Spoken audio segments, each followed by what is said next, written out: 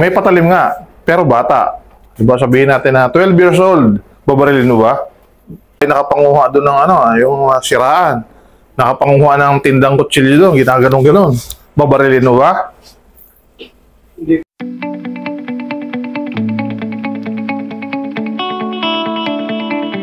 Continuum is, na-lecture ko na nakaraan, ulitin ko lang doon sa mga, sino yung second day? Pangalawang araw. Ikaw no? Namin yung nakaraan yung force continuum kasi ang karaniwan tanong ng mga security personnel ay kailan daw ba tayo, authorized ba daw tayong mamaril, authorized tayong gumamit ng baril. So para sagutin yung tanong na yon, ang lawful na paggamit ng baril ay, kailan nga? In the presence of imminent danger. Ibig sabihin ay may nakaambang panganib sa iyong buhay. Halimbawa ay may panaksak. May panaksak siya, ano gagawin mo? Wawarningan natin. Warning siya. Hinto. Or babariling kita. Mag-warning ka muna. Hindi mo agad babarilin. Pak! Sabi huminti ko eh. Hindi mo agad siya babarilin. Mag-warning muna tayo. Yun ang sinasabi sa batas. Sa lawful na paggamit ng baril. Tatarget ka ay hindi sa fatal area. Hindi mo siya uuluhin. Sa mga limbs lang. Di ba? Tumatakbo. Paano babarilin? Hindi mo siya babarilin sa dun sa mamamatay siya. At pag nabaril mo, katungkulan mo, kasama sa pananagutan mo na dalhin siya sa ospital. Hindi mo naman babayaran yung pagpapagamot. Siya na may kasalanan, sumugod-sugod siya eh. Bahala siya ipagamot ng mga mag-anak niya. Basta pag nabaril mo ang tao, hindi mo siya basta iiwanan dyan. No? Loko ka ha, bahala ka dyan. May pananagutan ka doon pag namatay yun. Kasi binaril mo. Tapos hindi mo dinala sa ospital. O hindi mo tinulungan makarating ng ospital. Ito ka dapat eh. Nanlalaban pa rin. Makakapanlaban ka pa may tama ka na.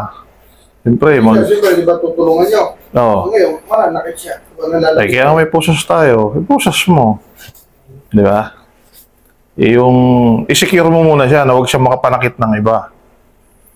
Mabawi yun. Sa ha? Mabawi. Babawi. Makakabawi pa may dugo na siya. So, kung sakali man, pusas mo muna. Ha? Nalalaban ka ha? Mamatay ka. At dapat naka-document. Pag sinabing document, ano ibig sabihin? Pag naka-document, ano ibig sabihin? Yung lahat ng pangyayari bago mo binaril, nabaril, dinala sa ospital, naka-document, ano ibig sabihin nun?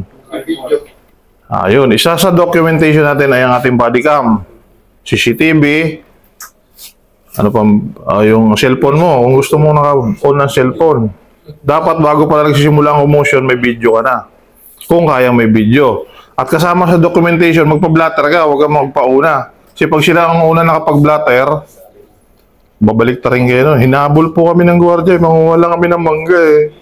Pinagbabaril ho kami, ganun mangyayari. So dapat, mauuna kayo lagi sa documentation para libre kayo. Huwag kang tatakbo, huwag kang tatakas.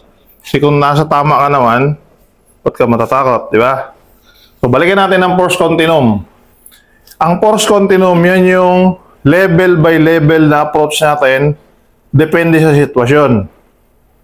Halimbawa, ikaw yung tinawag, si Rubing ang tinawag, tinawag tayo ni Lobby Guard, humingi ng responde. Pagdating doon, level 1, presence, yung inyong presence. May guard dito, hindi ka pa magsalita. Level 2, verbal approach na. Sir, hinto nyo po yan, nakakaabala po kayo. Natatakot po yung mga ibang, ganun magiging approach natin. Pag ayaw nyo huminto, level 3. Ano yung level 3? Unarmed, wala pa tayong gagamitin pamalo. Pag hindi pa rin ubra yun, halimbawa, mas malaki sa'yo. Level 4, yun na yung hard control. Pagtutulungan nyo na, 2 na kayo o 3 na kayo. Kasama sa level 4 ang paggamit ng OC spray at paggamit ng ating handcuff. Puposas na rin. Kasi nananakit na, lumalaban.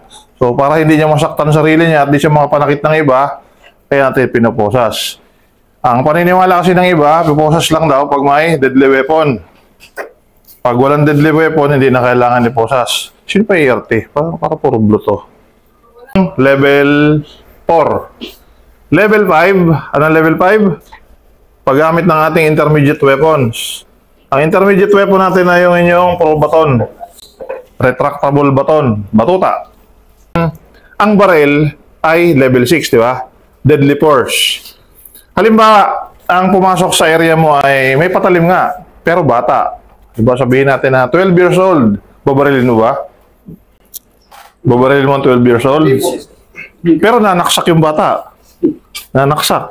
Ano gagawin? Pag mas malakas ka, pwede, kung kaya mo siyang dakmain mo lang.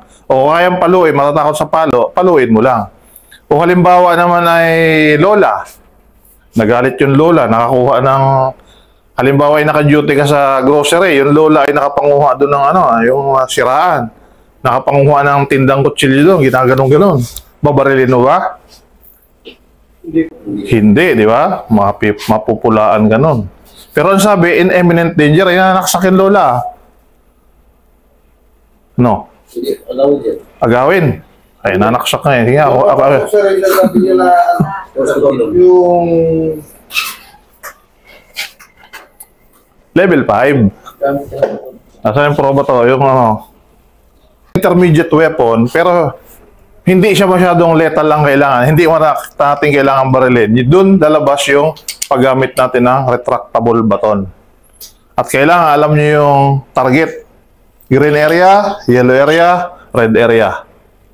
Doon to lalabas. Halimbawa, may batang tingin mo yung delikado, pero pag binaril mo yung alanganin, matalagay ka sa alanganin, doon lalabas tong paggamit nito. Kuha. So, level 6 naman. Balik tayo sa level 6.